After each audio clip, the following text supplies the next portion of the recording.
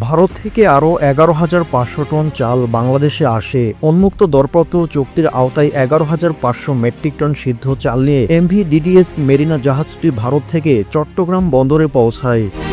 সোমবার খাদ্য মন্ত্রণালয়ে প্রেস বিজ্ঞপ্তিতে এ তথ্য জানানো হয়। প্রেস বিজ্ঞপ্তিতে বলা হয়, উন্মুক্ত দরপত্র চুক্তির আওতায় ভারত থেকে 9টি প্যাকেজে মোট 4,50,000 মেট্রিক টন চাল আমদানির চুক্তি করা হয়। এর মধ্যে 22,85,789 মেট্রিক টন চাল ইতিমধ্যে দেশে পৌঁছায়। জাহাজে রক্ষিত চালের নমুনা পরীক্ষা ইতিমধ্যে শেষ এবং চাল খালাসের কার্যক্রম দ্রুতই শুরু করা হবে।